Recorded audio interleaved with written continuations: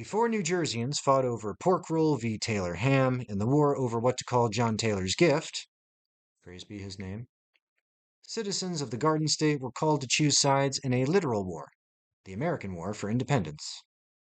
Patriots of self-government versus loyalists to the crown not only made for awkward Thanksgiving family dinners, but frequently came to bloody and lethal blows. All too often, neighbors and one-time friends found themselves on opposing sides of legitimate conflict. It was during this time of chaos that bad actors, men whose only cause was violence, found fertile ground to operate. Today's story is about a genuine bastard, legitimized by a crumbling government that was desperate to hold on to power, and so set him on a path of thievery and murder. Bloody John Bacon and his Pine Robbers gang.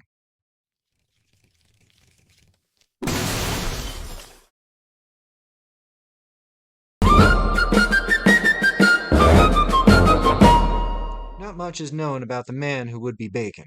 It's not like we have his ex-post to comb through for a sense of his interests and tastes, but we do know he was a roofer, which is like one of the top 5 most stereotypical Jersey professions there are, right up there with pizzeria owner and mobster. Bacon first appears on the public record in 1775, where he was summoned to Monmouth County Court for unpaid debts. We also know that he had a wife and 2 sons, but the record is spotty on what happened to them. That's also the year that things went sideways with the British government, and Bacon originally took up a job with the new Patriot militia, but soon found that whole rules and structure thing to just not work for him. Instead, he was much more at home playing for Team Redcoat. But in order to tell you that story, I have to tell you this story. If you've ever been worried about disappointing your father, just remember that you're not William Franklin. During the early days of the American Revolution, he served as the royal governor of New Jersey, ruling on behalf of King George. He was also the son of notable founder Benjamin Franklin, and you better believe that would make for an awkward Thanksgiving family dinner, to say the least. Now, William had been at this job for a decade and didn't want to upset the apple cart, not least of all because at this point the Brits still assumed this whole commotion in the colonies was just like a Chaz Garden type situation and not worth taking too seriously. So when lines were drawn, he decided to stick with his old bosses. But in 1776, following the Declaration of Independence, the old guard was given the boot, William included, and he was arrested for supporting the Loyalist cause. When he got out of jail some 2 years later, he doubled down on Team Brit and formed the Board of Associated Loyalists, whose goal was to return the crown to American shores. Worst son ever. To that end, he called up guerrilla groups to harass and harry American patriots. One such group, called the Pine Robbers, would focus on the region along the New Jersey shore. And who better to lead such a force than a man who already had a bit of a bad reputation?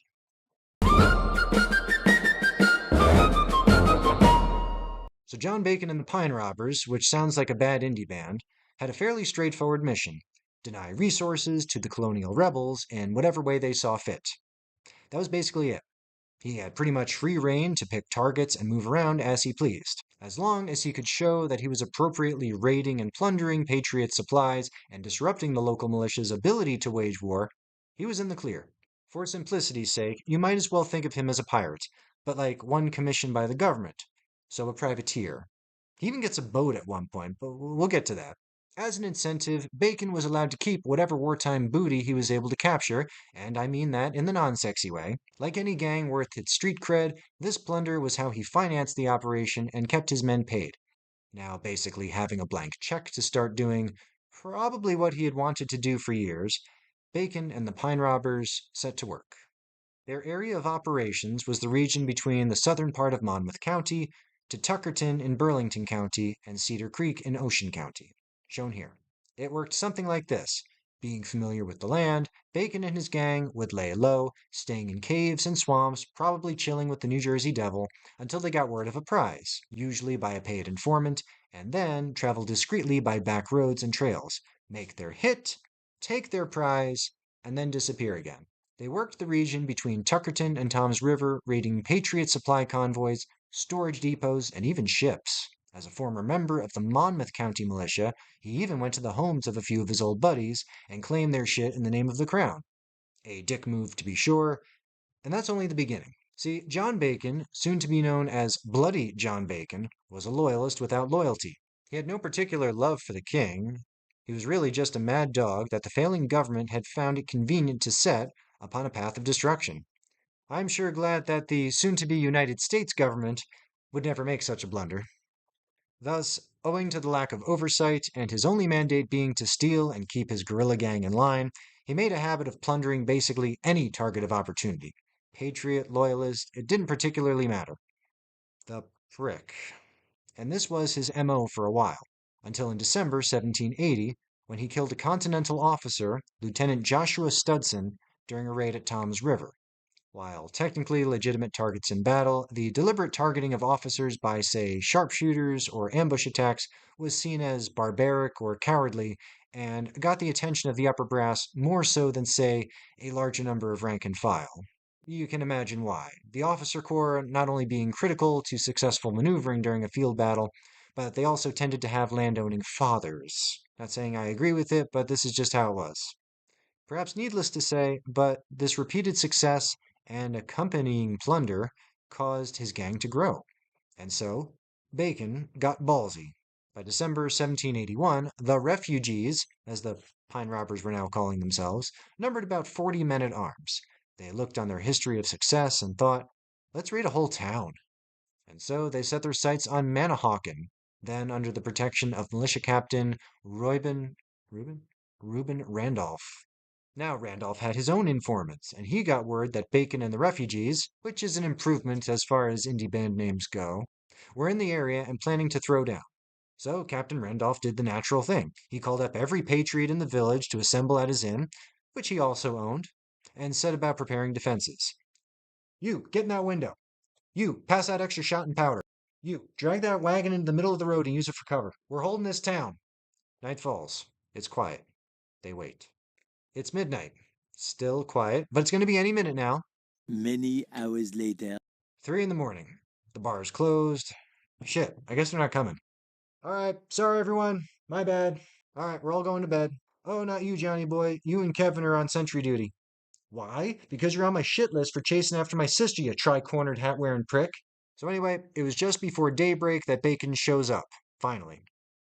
Could be he got wind of the ambush and waited them out. Could be he planned it that way. We're not sure. But he comes in loud, hoping to catch the local militia with their pants down. But ha ha! They all quickly awoke back up, grabbed up their guns from the nightstands like good Americans do, and charged into the town square, only to realize that Bacon had them horribly outnumbered. Shit. Yeah, it wasn't a proud moment. The militia were driven from Manahawkin, losing 2 men in the process, and leaving Bacon to basically pick through the town at his leisure. Not a good day.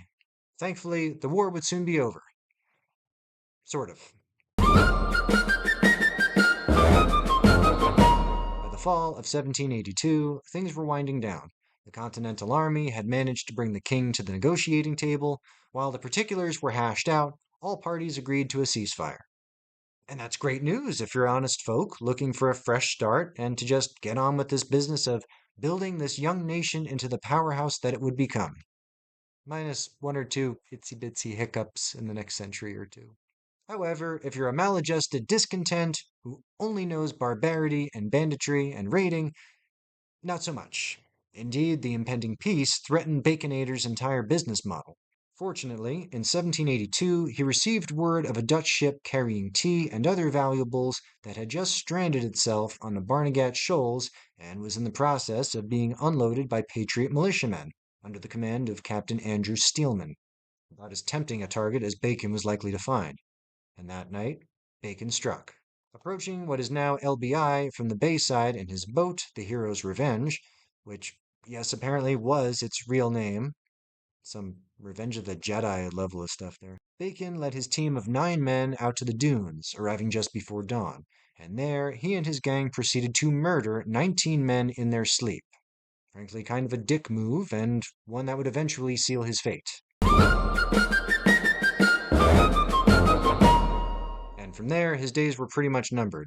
A bounty of 50 pounds sterling, roughly $30,000 today, was placed on Bacon. With no invading redcoats to occupy their attention, a whole bunch of Revolutionary War veterans who were sick of Bacon, murdering their fellow patriots, decided to make it their mission to grease Bacon. I made it this far without doing a bacon pun. He and the gang holed up at the Cedar Bridge Inn for a couple of months before a Patriot force under command of Captain Richard Sheave rolled up to their camp. The affair at Cedar Bridge, as it came to be known, would effectively end the Pine Robbers, aka the refugees, aka Bacon and the Jets, with Bacon and most all of his men either wounded or captured.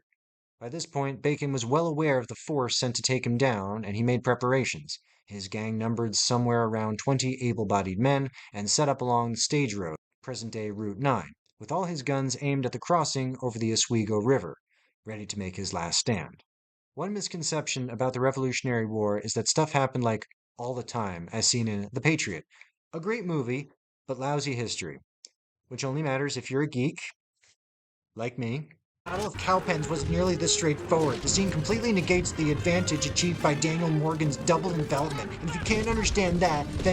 But no one likes that guy. Thus, Bacon and the refugees had some time to dig in and barricade the bridge, camping out on the side opposite from a tavern. After days of searching around with nothing to show for it, the Patriot force arrived at the tavern, not realizing Bacon was there, and hoping for a little R&R. It was not meant to be. The refugees opened fire, using the barricade for cover. The surprise attack knocked back the Patriot force momentarily, but these guys were all veterans of the Continental Army and quickly recovered, mounting a counterattack against the bridge.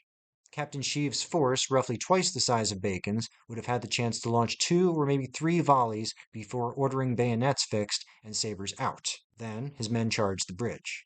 During this exchange, Bacon was wounded, along with 4 of his men. A refugee named Ichabod Johnson, who had a bounty of 25 pounds, was killed in the exchange, along with several of the Patriots' soldiers. The fight was apparently over.